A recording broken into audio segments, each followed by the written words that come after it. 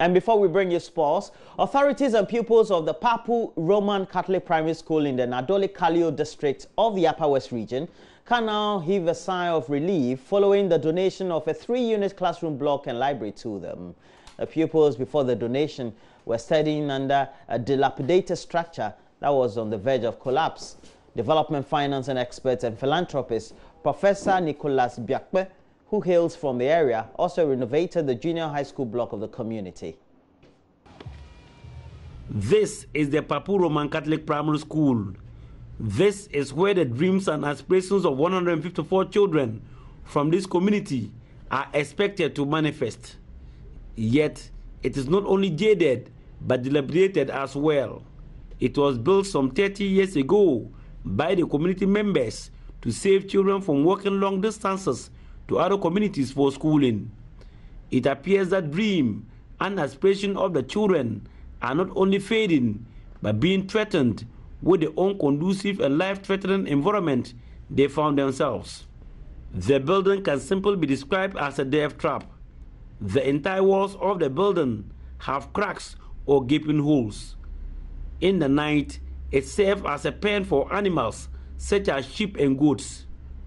Droppings of the animals are littered over the classrooms, thereby producing pungent smell, distracting the pupils during classes hours.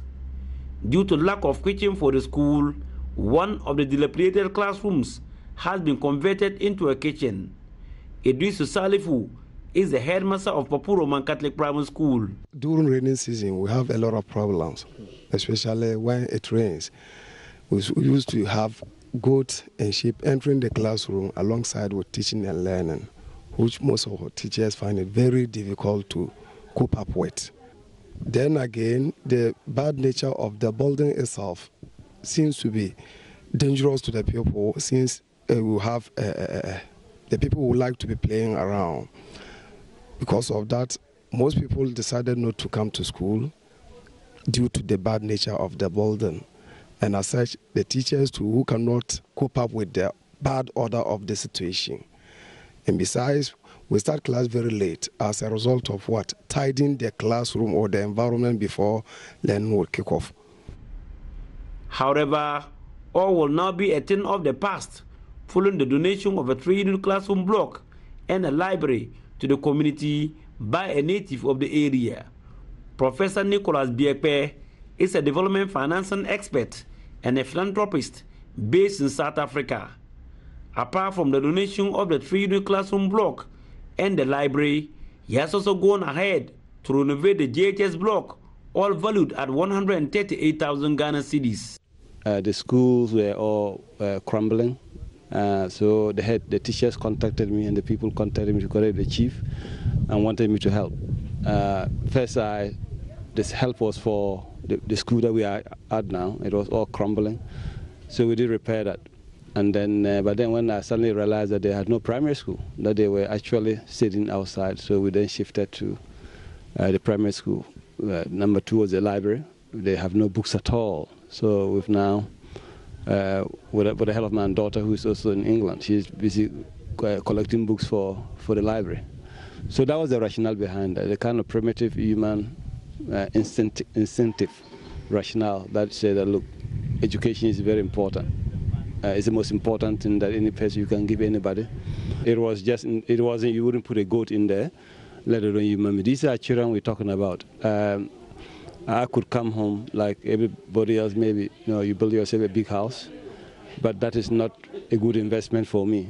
A good investment is to investment in the community. I was joking to somebody when I come home, and I don't have anywhere to sleep, but I can come and sleep in the classroom. I think I'll sleep there properly than sleep in a mansion that I'll build in the village. Nadoli-Kalio District Director of the Ghana Education Service, Valentine Domapiele, was very grateful to Professor Biakpe for the kind gesture. I'd also use this platform to encourage the colleagues of Prof, those in the diaspora, to support the efforts that he has started with. And perhaps I would like to appeal to Prof to get linked up with your colleagues in the diaspora to bring us more of such needs. and also use this platform to encourage those of us at home to do the little things that we can to support the efforts of such benevolent people. Reporting for JoyNews, Rafik Salam, Papu, Nadulu Keleo District.